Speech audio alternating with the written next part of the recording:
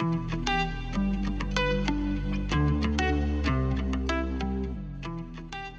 this series of conversations, we'll be discussing global food sustainability with guests who bring a deep understanding of the environmental and cultural challenges facing our society and creative ideas on how to address them. I'm Ash Sweeting and welcome to The Ash Cloud. Today we are joined by John Blackburn, an executive member of the Australian Security Leaders Climate Group and the former Deputy Chief of the Royal Australian Air Force. Since leaving the military, John has been focusing on the food-climate security nexus to identify how failure to address the impact of climate change will impact our society and our national security. Situational awareness is a phrase that comes up repeatedly. John sees our current lack of situational awareness as the first step that needs to be overcome to create resilient societies. I welcome John to discuss the relationships between agriculture, climate, and national security, his assessment of how well we are currently progressing, what needs to be done to avoid the worst outcomes, and what we can learn from history. And there's been so many historical cases of food or water shortages leading to instability, demonstrations, riots. Our plans need to account for the fact that we have no control over how our adversaries choose to take advantage of any potential food security weaknesses. But as you say, you start to piece these together, and authoritarian regimes like the Russians taking advantage of this for their short-term gain and amplifying it. The effect of the reduction in food exports out of both Russia and Ukraine on the Middle East is significant, and the price growth's there. They're going to end up in a position where cost growth will cause huge internal instability. A long-term view is essential. Agriculture is not just about food security, it's about national and regional security. So I think the agriculture sector is very responsible. They're trying to look at these areas, but they're trapped with a short-term view, which is pretty common across society, and they haven't got a framework in which they can position their arguments beyond just what we're producing at a farm level. We need to embrace the complexity and stop trying to find simple solutions. The only risk assessment I could find in Australia came from the National Farmers Federation a couple of years ago. And it talks about everything from climate change and disease and supply chains, a whole range of things. But the only solutions they offered were really at the very low tactical level. What should a farmer do? Well, they should get insurance. They should hedge. They should look for off-farm income. They should look at mutuals, education policy. The whole system needs to be considered and at multiple layers. What are the risks to agriculture as a function? Everything from fuels to fertilizers. In both cases, we're importing about 90% of all our fuels and a very large percentage of our fertilizers. So at the tactical level, there's huge issues. If you then take the layer outside of that, think about climate impact on this, water issues, energy, cyber attacks, the infrastructure in the nation that's necessary to support an agricultural sector. National security and regional security are connected. The other thing that's been fundamentally missing is what should we do about this and what is the impact, say, of food security? And what we've been pushing is, if we look after ourselves, that's understandable, and we get a coherent approach, that's a good thing to do. But how do we help our neighbours? I mean, there's over 260 Indonesians just in the north of us. If they start to run into food security problems, water, food, fisheries, and that is what is projected to happen, you've got instability potential, you've got mass migration, and we have no way to deal with that. Technology is vital, and the challenges may be familiar to those working in ag tech. So look, technology needs to be there. When we were looking at this in the military, and we tried to do something quite different. We talked about top-down design meets bottom-up innovation. If you just purely go for bottom-up innovation, you can have a great time with a whole lots of bits and pieces in a military sense. But if you then try to make it work together as a military force, it falls apart pretty quickly. So the best joint strike fighter in the world or everything else is not as bloody good if it can't communicate with the other parts of the team in a combat system effectively. If it doesn't have the system support and logistics to make it work, then all it is a shiny toy. I think the situation we're in, there's not much money to be made by doing cultural change. There's no place for complacency. Australia's got a huge amount of benefits, but we have a complacency in our culture, which is it's a bit like a parrot trying to run with a parachute deployed on your back. It's going to give us the trouble to do it. But it's changing that thinking. It's not just about us, it's about the region. And what's realistic for 26 million people to do? A lot more than we're currently doing. Is our political system fit for purpose? In Australia's case, our two-party system has led to behaviours and values that are not adequate to deal with the challenges we face in a much more connected world today. The international challenges are at a different level again. But I think if you add the climate change on top of this, that's the real challenge that individual countries can't do by themselves. But trying to get the international cooperation for this is such a major problem that we're going to end up reacting to it as things start to fail. But can we be better prepared, and can we mitigate some of that damage that's coming at us if we are team? Yes, I think we can. But man, this next couple of decades journey is going to get very, very ugly. Can we be over-prepared? And that's the good thing about the military. You prepare for so many things that will never happen because you know the consequences of not preparing for it. Society that bounds from reaction to reaction, and particularly if you're lucky like we've been economically with all these resources, you can say, oh, well, that's worked for us before. We react very well. Why would we bother preparing? What's missing? We as a nation, and I'm sure this is in most countries around the world, we have a lot of smart people, sufficient to actually work out what to do. We have the resources in this country because we're fortunately endowed with a lot of natural resources. There's only one thing that's missing to stop us addressing that, and that's leadership. John, thank you very much for joining me today. Ash, thank you for the invitation. So firstly, could you outline what you see as the climate food security nexus and how important that is to our societies and our way of life that we have today? Absolutely. Look, we've had discussions in Australia and certainly around the world about climate change and its impacts, but certainly in Australia in the last 10 years, we've been stuck. We've had a conservative government with significant parts of it being effectively in denial about climate change. And so they were able to stall what we were doing about it. We didn't have coherent public conversations where the government said, look, here's the risk we're facing. The concerns we have is not just the climate change itself, but how it interacts with other parts of our society. So, yeah, clearly food and water security is key. Economics, what it does to our economy, our way of life, what that starts to do, not just to our national security, but that of the region. And there's been so many historical cases of food or water shortages leading to instability, demonstrations, riots.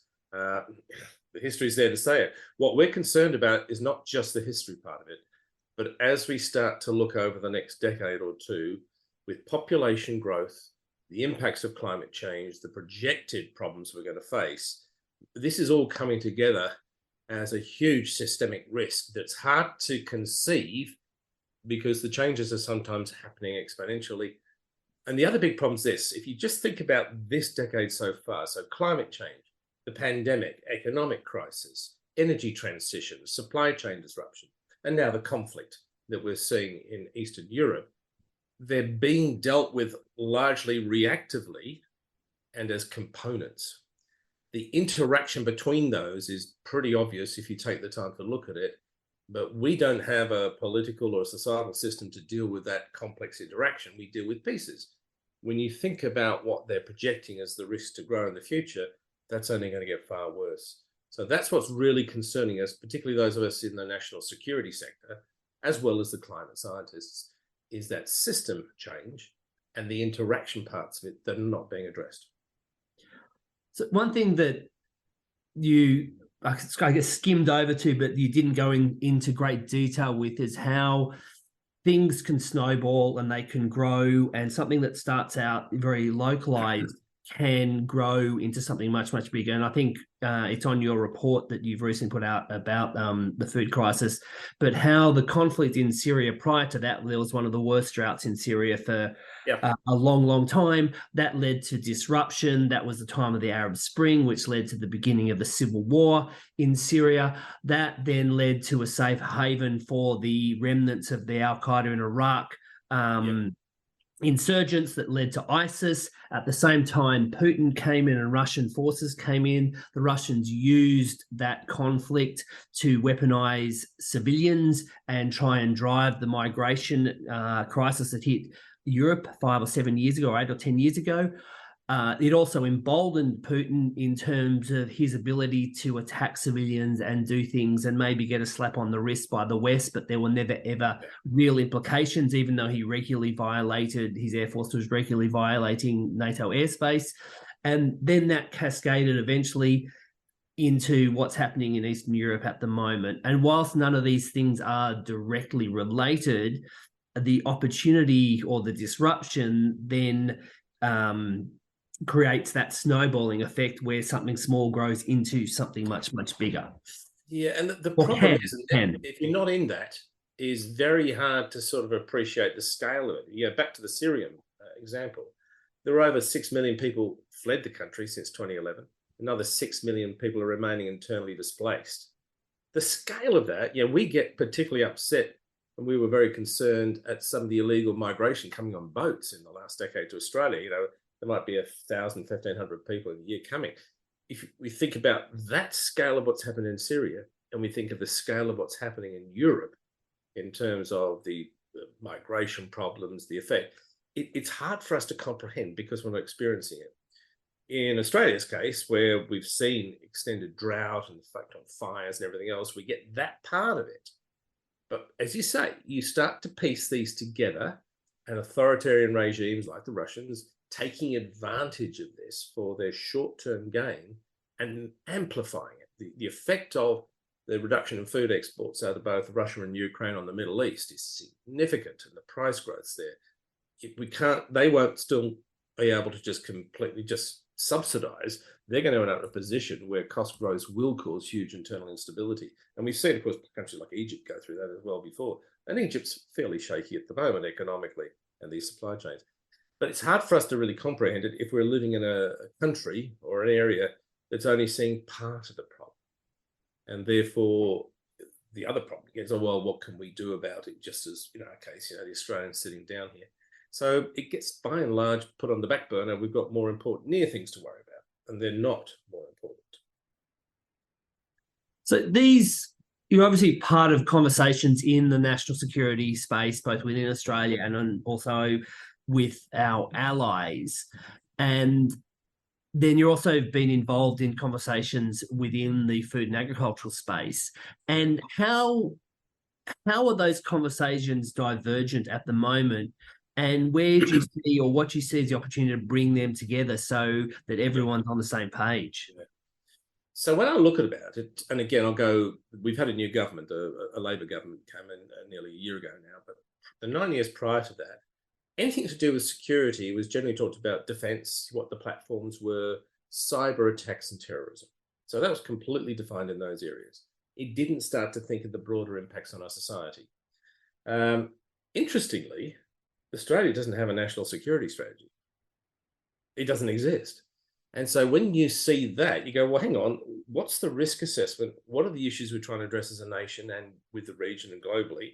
That's not documented anywhere. So there's not a top-down narrative or discussion, here's the problem we're facing. Thankfully, with the new government, they're far more open to this sort of discussion, and it's starting to happen. But as a country, there's no government-stated climate risk assessment, energy assessment, food agriculture assessment, economic assessment. There's a bit about defense, and let's go and buy some nuclear submarines because that's going to solve all our problems, which is completely farcical. So interesting, though, the discussions that we have had with the current government in the various think tanks we're involved with, it has to start with a risk assessment. What's the risk we're facing? And let's be honest about it. And the government has committed to do a climate risk assessment, but The first phase of what they've done is just in support of a defence review, and it's going to be classified. So in terms of changing the public dialogue, it's not much use. However, the government has also started a national risk assessment process. They started that last November, and we've been involved with discussions with them about what they're looking at. And this will become part of an annual risk assessment process, initially looking short term, but certainly then stretching out. And what we're hoping is that if you can have that discussion, it at least changes the nature of the discussion in the country. When I come to the agricultural sector, I've been invited a number of times to talk to the sector about their concerns and what the issues are. And it was interesting. The statement by the previous agricultural minister from the right side of politics a couple of years ago basically said, we don't have a food security problem because we produce 3 times as much food as we consume, and therefore there's not an issue. This was very creative use of statistics. They picked a period of time where we had large amounts of wheat exports and aggregated stuff up and said, oh, not a problem. Well, in my discussions with the agricultural sector, they can see some of the problems they're facing, but when you say, okay, where's your risk assessment? The only risk assessment I could find in Australia came from the National Farmers Federation a couple of years ago. And it talks about everything from climate change and disease and supply chains, a whole range of things. But the only solutions they offered were really at the very low tactical level. What should a farmer do? Well, they should get insurance. They should hedge. They should look for off-farm income. They should look at mutuals, educational policy. Nice. The mind map that was produced by the Farmers Federation would be hard for most people to understand, but it's not going to do anything about the systemic risks. So what I've been involved with in talking to them is let's look at what are the risks to agriculture as a function. Let's put to the farmer themselves or the businesses, everything from fuels to fertilizers. In both cases, we're importing about 90% of all our fuels and very large percentage of our fertilizers. Chemicals, logistics, farm machinery, workforce. We can't get the workforce to support the sector because of certain controls that we had during COVID about migrant workers coming in. But so at the tactical level, there's huge issues that haven't been clearly enunciated. They know they've got a problem, but it's not brought together as a system. If you then take the layer outside of that, think about climate impact on this, water issues, energy, cyber attacks, the infrastructure in the nation that's necessary to support an agricultural sector, ports and shipping. We have so few Australian flag ships. We effectively have no control over sea trade or the commercial side of it. And, we are an island continent. We do need it. And of course, there's the economic effects. So when we look at all of that, what we conclude was people are seeing little bits that it might affect them as a business, but not as a sector. The other thing that's been fundamentally missing is what should we do about this and what is the impact, say, of food security? And what we've been pushing is if we look after ourselves, that's understandable, and we get a coherent approach, that's a good thing to do. But how do we help our neighbours? I mean, there's over 260 Indonesians just in the north of us.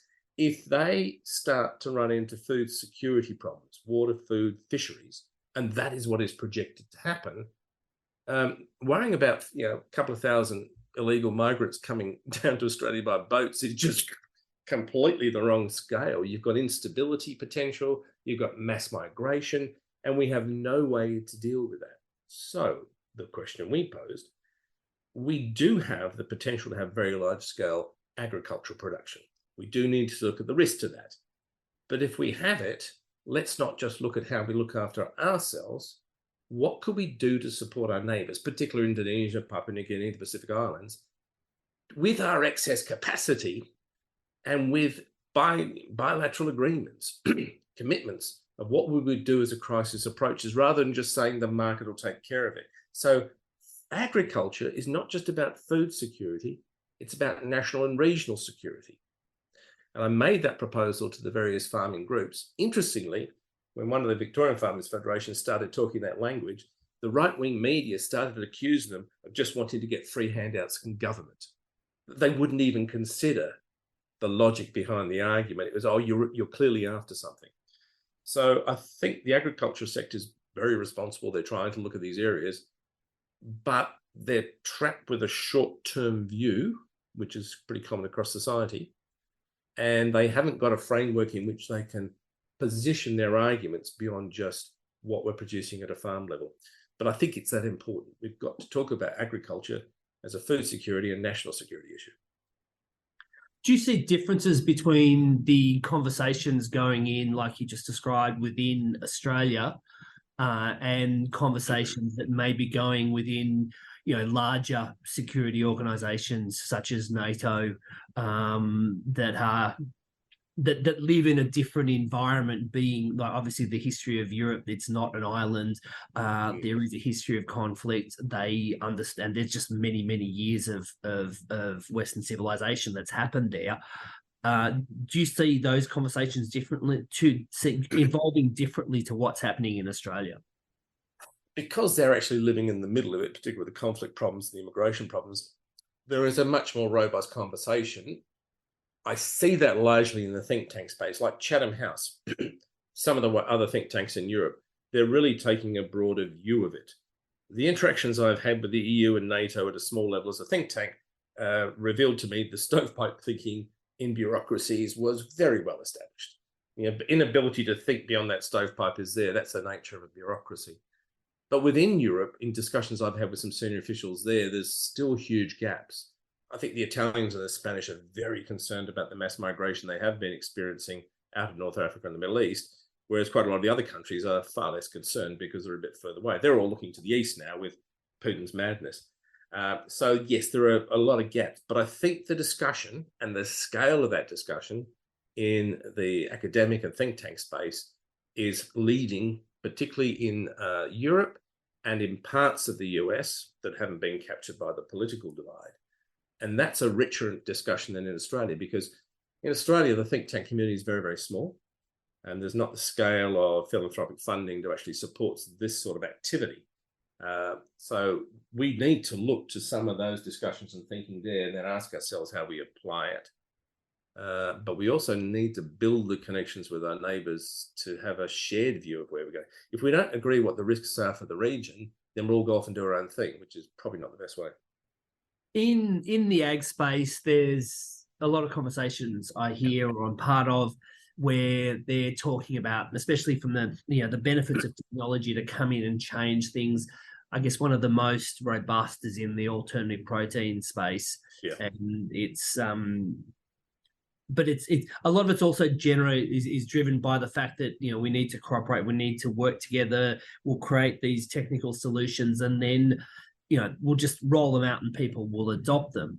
How do you see? And obviously, there's a whole lot of cooperation and collaboration that's just innately assumed, and it's not assuming that there's going to be some antagonists who are trying to derail the whole system for their own political gain. How do you see great power competition coming into this, the likes of China, especially, and Russia, but then there's also people, maybe potentially Middle Eastern countries or other countries that could also, or South American countries where there is disalignment politically with our Western values. How do you see that coming into it? Yeah. When the work we've done with the Institute for Integrated Economic Research Australia has been looking at our national resilience. And we've tried to define what are some of the characteristics and attributes of a society that would make it more resilient. And we think there's 3 particular areas. Now, what we did is we took those from looking at what makes a military force resilient and tried to apply it to civil society. And it did map across pretty well. So this project we've been running for a couple of years with 250 people involved has gone and said, look, whether it's economics, whether it's agriculture, whether it's energy, industry, and research, a couple of things are important. Number one is what the military calls shared situational awareness. Let's look at what the risks are. Let's have an honest conversation, and that needs to be done independently. Otherwise, it gets either political spin or national spin. We're seeing that with the competition piece. But you need to have an honest conversation and fess up to the people. And what I've said to the politicians here that when I've been involved is, look, people aren't stupid. If you just tell them to the face, this is where we are now, this is where we could be, and man, is this going to get ugly. These promises about reduced energy costs and everything's going to be wonderful, solar panels, no, it's going to cost us more because of the transition. Second thing, if you've got that understanding of the problem, the next real important thing is teaming. the point you've raised, you're not going to solve this just by an industry group or scientists or a community action. It has to come together. But if we explain the need, then that's critical. The third thing then becomes preparedness and mobilization. We know the climate impacts, regardless of what we do in the short term with emissions, are going to get worse. And we also know that if we don't do something, they're going to exponentially worse. So what do we do to prepare for the reality of what's coming? Don't assume. I mean, the chance of hitting 1.5 is gone. I think the chance of getting 2's reality with everything's happening is not going to happen. So what do you do to prepare for it? And how do you mobilize society? The last time we mobilized our society, frankly, was just before World War II, at the start of World War II. So the title of our main reports has been Australia, the Complacent Nation, and that's what our risk is. So the very first thing to talk about the issues you were saying is how do you deal with these pressures, is to get a national dialogue, a national understanding, and a willingness to approach this as a team and get on and do some action. That's a huge challenge. What I found in the past in the energy space, the main adversaries have been the lobby groups for the oil and fuel companies. And they have had huge push up. There's not a problem here, the market can fix it. I found the same thing when we've dealt in the health sector with pharmaceutical companies. There are some very good ones, but the very big ones are after their business interests. And I think as you look at the transition we're talking about in food production, for example, you're going to have a hell of a lot of pressure from people who want to keep the existing system running, particularly in countries where, for example, beef production's at a huge industrial scale. It's not quite at that scale in Australia. We've got some different issues there. And so the challenge of that is how to push back on the near-term business interests, but also be realistic with those people arguing for the push. I mean, we still have groups in Australia that we want to be completely renewable power by 2030 and have no emissions whatsoever. I'm sorry, that's not going to happen. It's going to take decades for us to get through the reduction of fossil fuels. I mean, just read people like Vaclav Smil when he starts talking about the realities of energy transitions. It will take us decades to go through the sort of transition you're talking about. It needs to happen. But if we don't start by saying is, if we do nothing, this is what it's going to look like, and it's going to be absolute chaos. If we do something, here's the difficult steps. It's going to take a bit of time. It's going to cost us some money. But that's the reality. If we don't have that as a national discussion, there's no way that we, with other, let's just say, Western countries, can push back against the far right that we're going to see coming out of Russia or China or these other countries. So what we've argued, let's get our act together as fast as we can so that we're not fighting ourselves, and then see who we engage with. The other thing is really careful about the West-East divide issue. If we don't find a way to partner with our large neighbours to the north, like Indonesia, then we can be happy as we like and pretend we're part of this Western world and connected. But we're a long way away from Europe and America. We've got to work out how we partner with our neighbours. And that will be a challenge given our history and the variability in our relationships with our near neighbours, apart from the Kiwis, who we only hate when they beat us at rugby. Unfortunately, the All Blacks beating the Wallabies is a way too frequent occurrence. So, yes, that's a very, very consistent. It's like the brothers that they are family, but you have the internal punch-ups. Completely. There's a map that is in one of the reports that you shared with me, where the red designates areas that are highly prone to water stress in the coming, I think the time frame was 2040.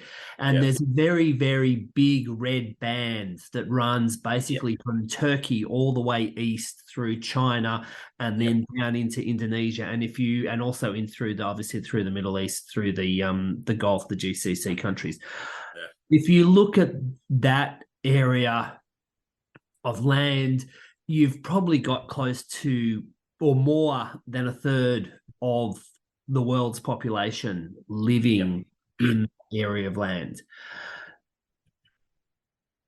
As Australia, and I guess as those who want to maintain the current rules-based order, what needs to be done, or what you see as needing to be done to maintain the stability of those countries and keep the populations fed and happy and employed? I think the very first thing to be done is accept that this is a real risk. We still have a lot of people say, "Oh no, we're heading towards an ice age. Don't worry about it. Everything's going to be fine." So accept it's a real risk, and then we'll have to have a discussion: is what can we do? We've got 26 million people, which is fairly small. We've got a really interesting infrastructure versus population density problem. So we've got our own unique challenges as a country, but could we work much closer with our neighbours, particularly up through Indonesia, Papua New Guinea, up through Philippines there, to help them? Because what we do have is a very large land mass, and whilst a lot of it is arid, there is the potential to have increased agricultural production and other things in there. So it's what I think in the cases that we, as a world, agree these sort of things, but where do we focus on to help? And in our case, we should be thinking about our natural asset base, land mass resources, and focus that where possible, not just on our economy, but helping those in the immediate region so that we have a more stable region.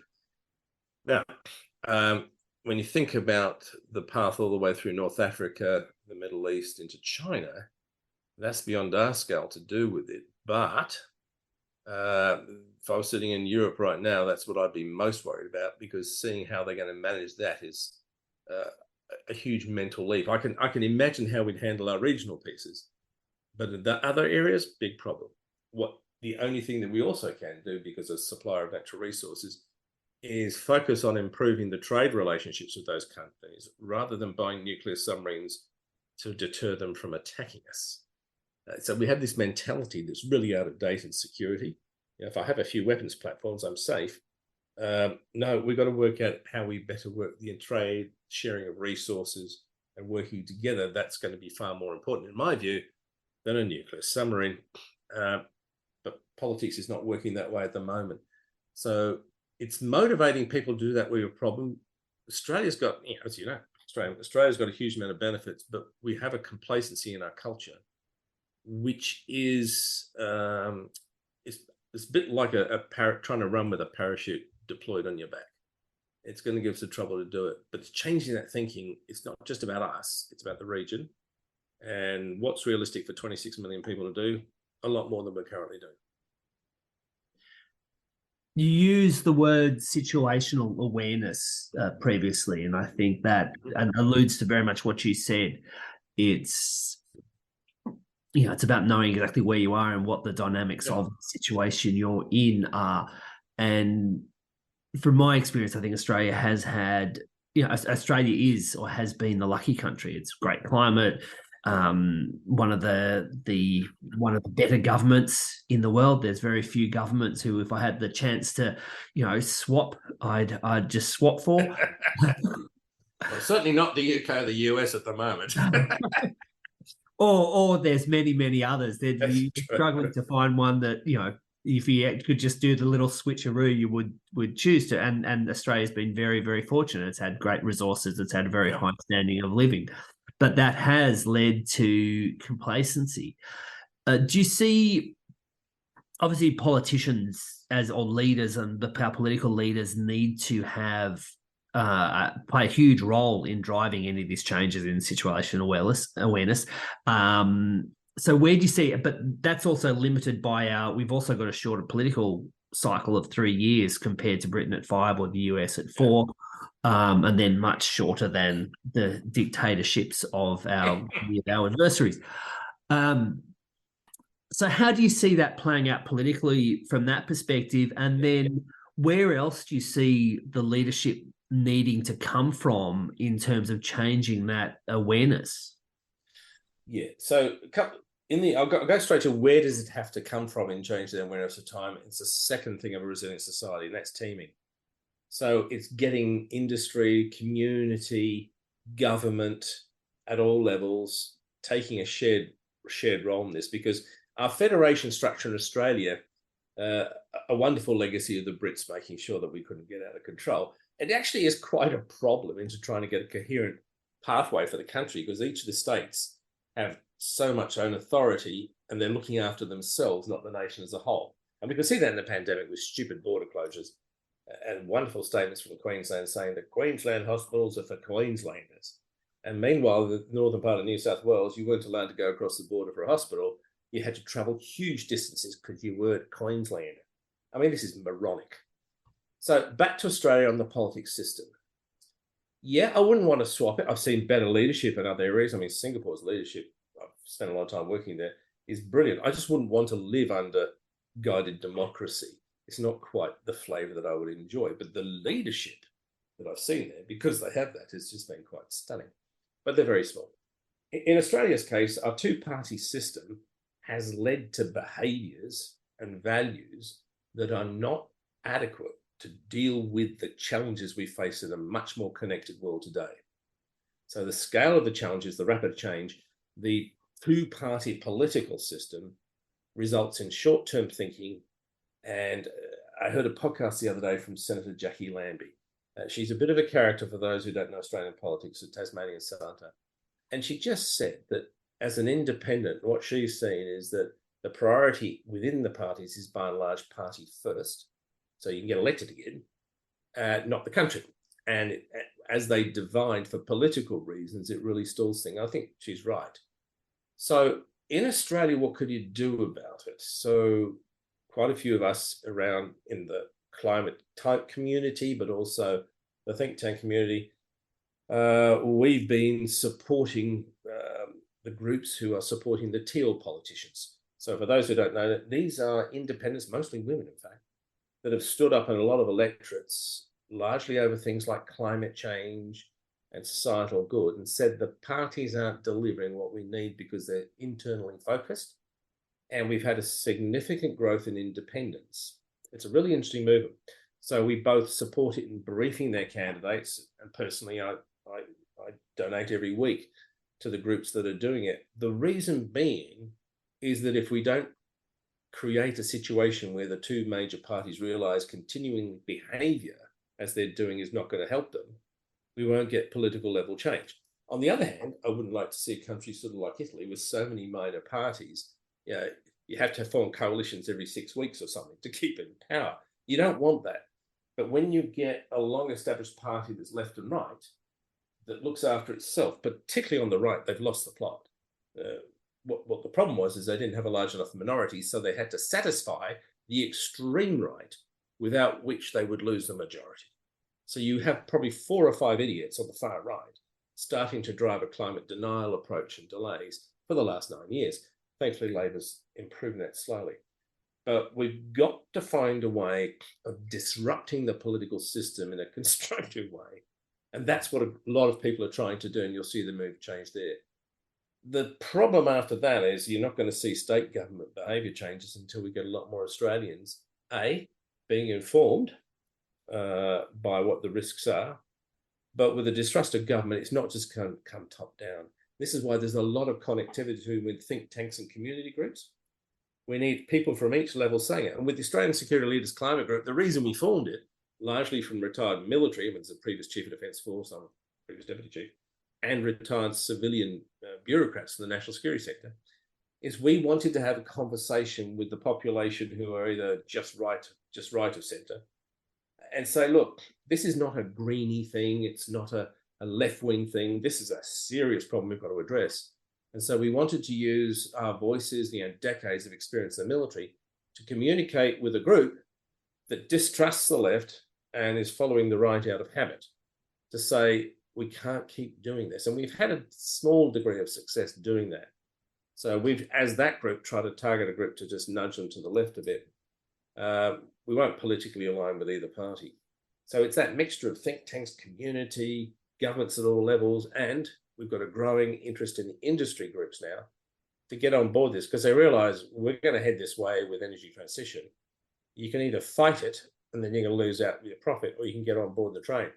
But it's that team approach that I really think has changed in the last 2 to 3 years, thanks to the last government under Scott Morrison being fairly atrocious and completely untrustworthy.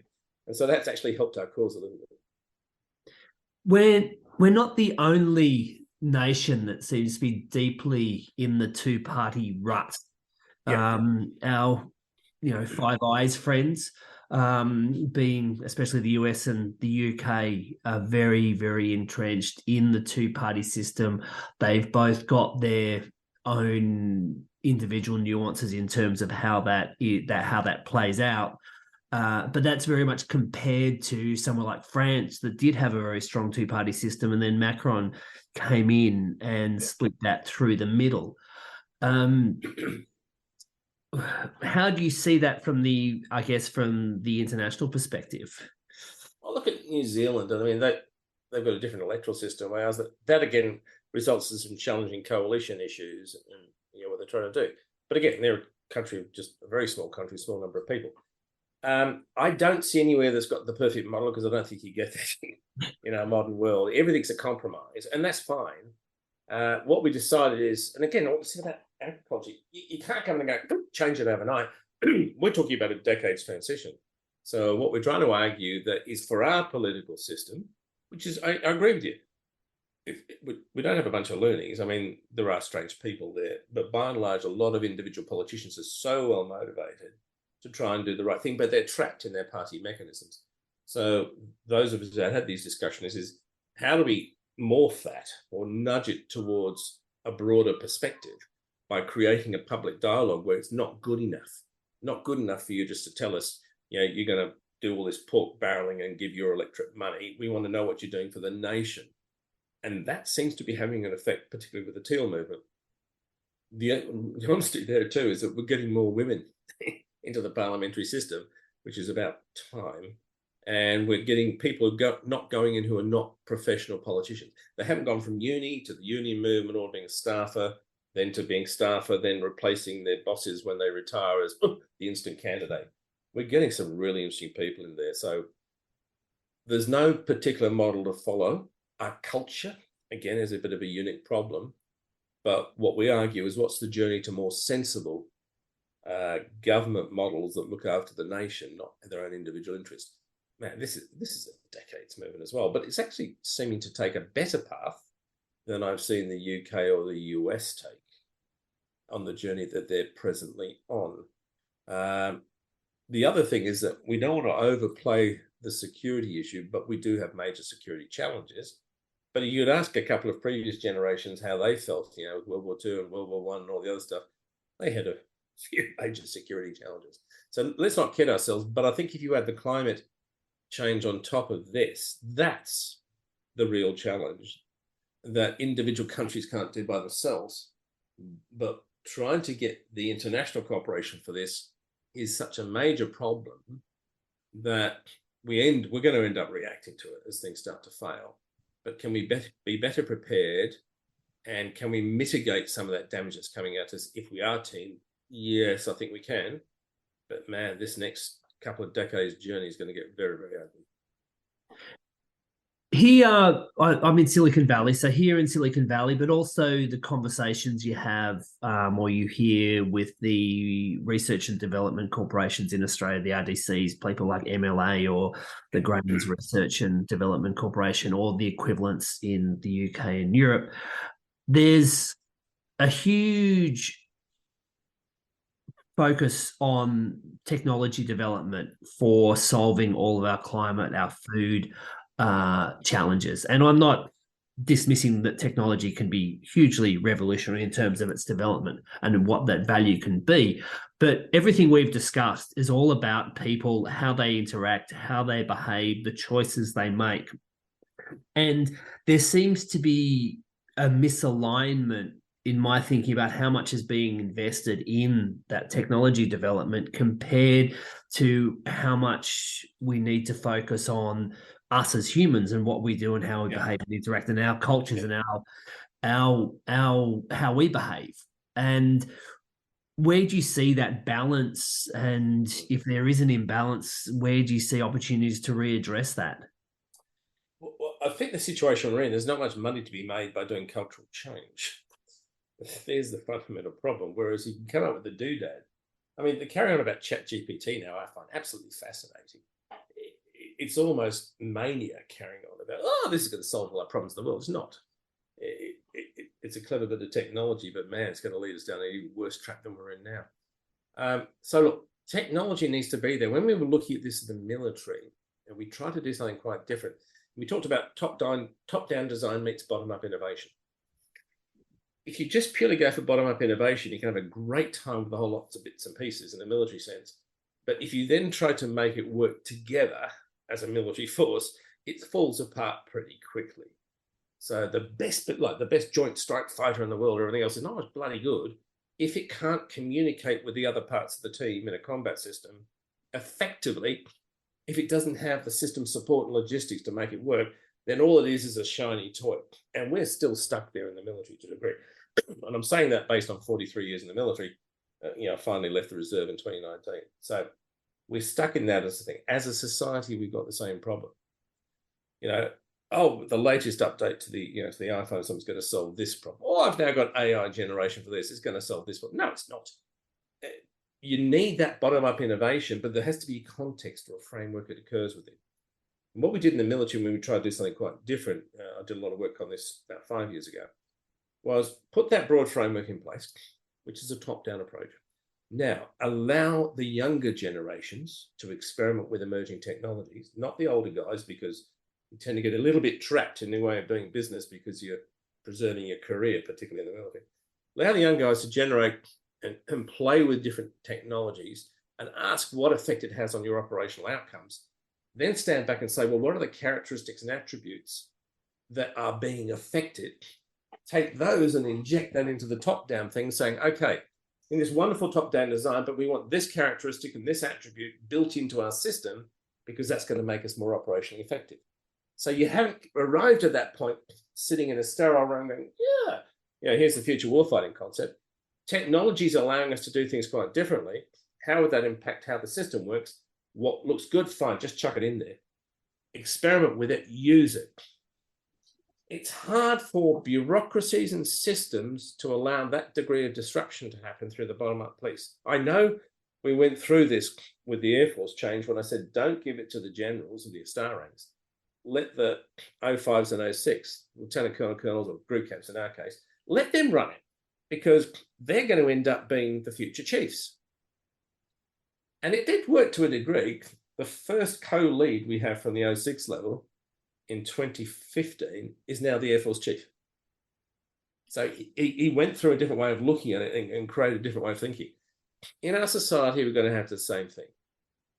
The vast majority of technology is coming out. We buy completely not used properly. We won't understand the potential and we'll just play with it. We've got to look at encouraging somehow in our society that ability to experiment with it, but ask the question, how can we use this to make the way our society works better?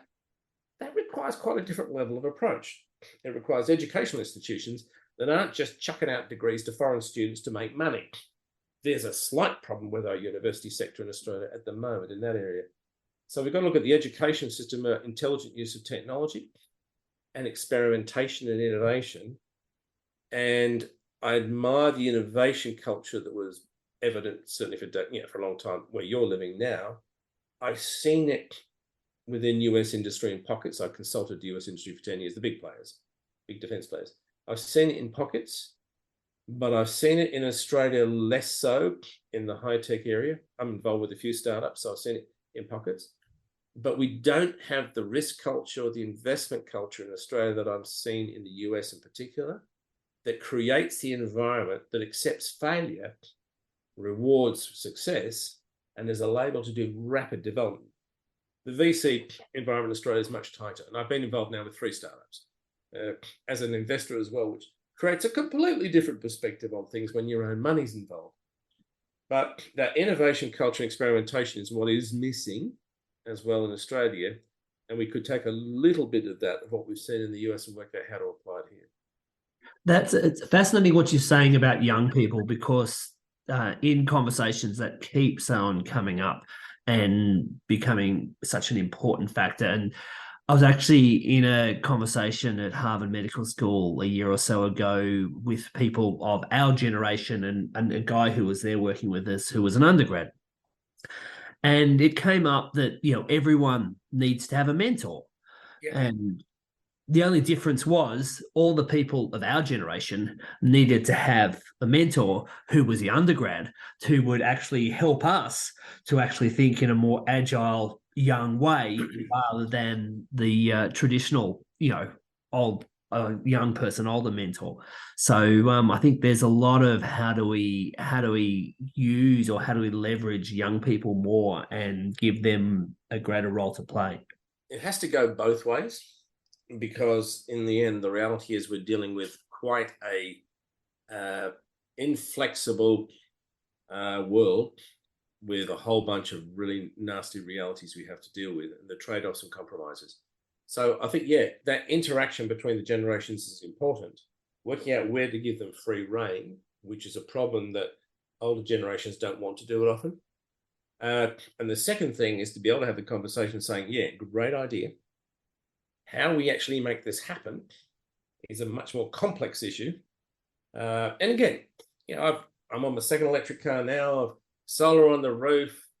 I've been working in this space for years, but I realized that some of the aspirations we're hearing about, everyone's going to be driving electric vehicle in 2035, is complete fantasy. You just start to look at the reality of mineral extraction, cost to the environment of that, availability. We're going to have a very complex mix of technologies that have all been designed in stovepipes in our society. So we have to accept that there's a great bunch of ideas that we have to inject into society.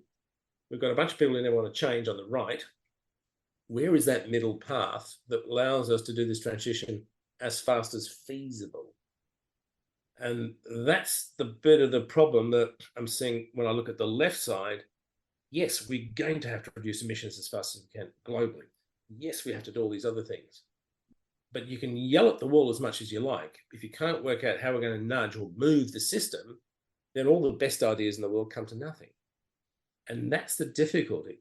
The other thing that I found, certainly in the military, about once you get to star ranks, bureaucracies, once you get to the senior executive service, your ability, your time availability to think decreases. You're stuck in a political and bureaucratic process.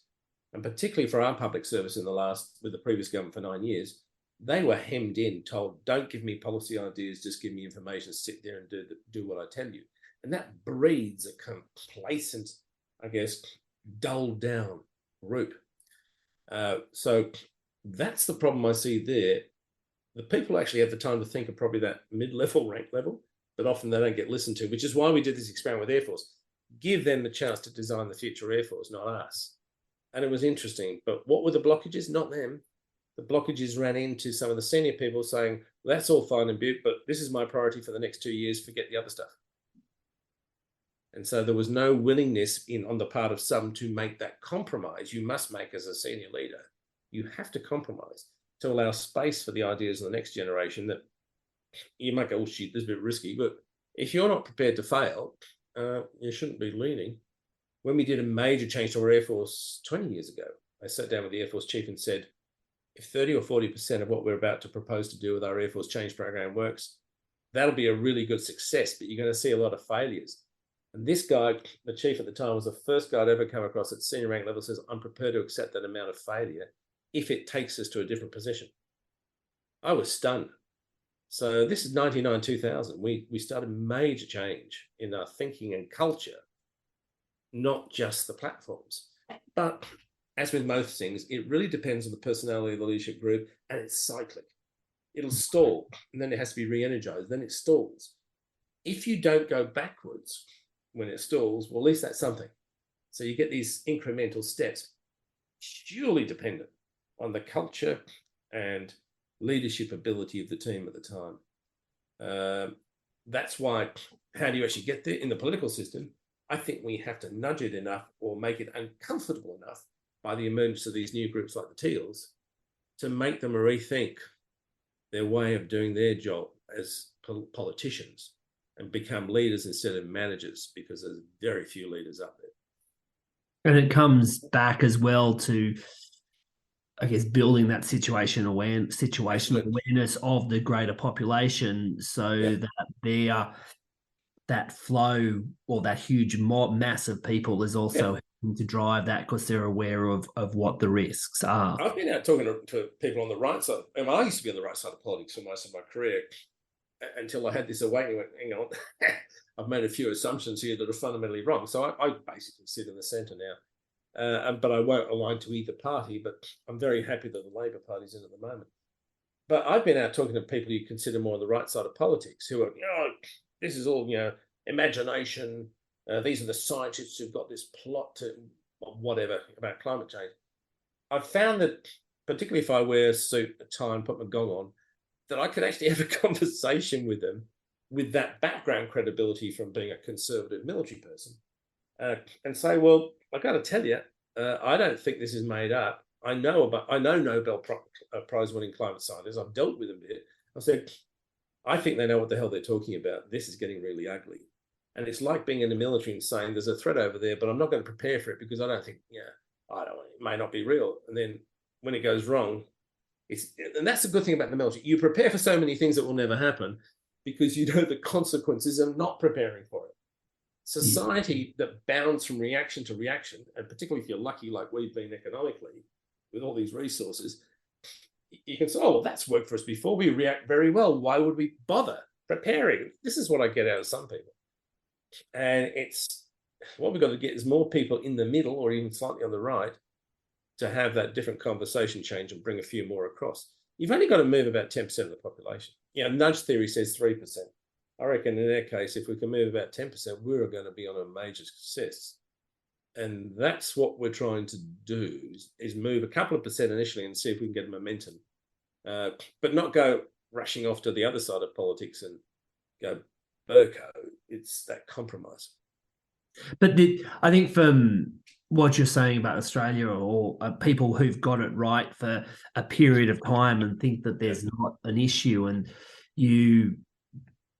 from a farming perspective, someone will say that their family's been farming this land for 100 years or 150 years and it's still going. But from a ecological and climatic perspective, that's a second. That's a very, very short period of time. But it's getting people to understand that 150 odd years is actually rather insignificant in terms of the grand scheme of things. I think there's a big change. My brother-in-law was a dairy farmer for 45 years or whatever. He could see the things that changing were happening over time, particularly in terms of water availability and things like that. What impressed me about the Farmers Federations I've been dealing with, I've dealt with the Victoria Farmers 3 times now. At this conference, they had climate scientists and they're saying, just watch what's happened to the weather bands as they move south in Australia. This is what's happening with farming production. This is what's happening with water production. And then you hear, we had their last conference in the middle of major floods in Victoria that closed down huge parts of the roads. You couldn't move in certain areas. And I've got to tell you, not just the young people, but a lot of the older ones are going, this is real, it is happening, we've got to do something. What they feel not empowered to do is to actually convince the wider group of the population of which way to go. Young farmers in particular, but a lot of the farmers are saying, no, we know there's a serious problem. They also know that they've got a serious job to do in terms of the food production requirements. And in some cases, particularly we talk about the methane issues and cows and everything else, there's a lot of opportunistic slogging off at the agricultural sector. We've got to understand how long is it going to take them to adapt, and they will adapt to the changing needs. And we can't say, oh, look, we're going to grow proteins in vats over here. Don't worry about this. It's going to take a long time. And it's not only the ability to grow the protein, it's the ability of getting society to accept that's a good way to go and use it. So we've got all these complex issues. And of course, are we going to get the pushback, from parts of industry that want to keep going exactly like that? Yes, we will. I don't mind if that pushback comes from Australian industry, because we need to have a proper debate. What really gets me nose out of joint is, particularly like in the fuel sector, the vast majority of lobby groups are foreign owned. And so I've taken a lot of time to say to the government, you've told us, the previous government, that energy security is a shared responsibility between government and industry. And I've just gone, that's complete BS. You're saying you can share national security responsibility with the vast majority of our fuel industry dependent on imports and most of it being foreign owned. That's rubbish. And so by going on national television and saying this is what the politicians are saying. Are you serious? I've got to tell you, a lot of Australians, the feedback I get is, we didn't realise that that's what they were doing. So it really gets up my nose when you've got foreign industry making lobbying action for their own profit at the cost of Australia's security and resilience. And that happens time and time. It's in the pharmaceutical sector, it's in the energy sector, in the food sector.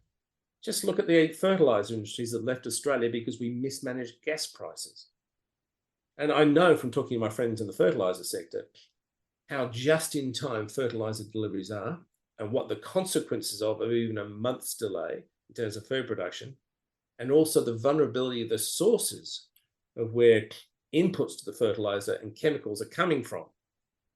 And we're happy to, for example, maintain huge import dependence on China, but we're going to go and buy nuclear submarines because they're a threat to us, and that will deter them.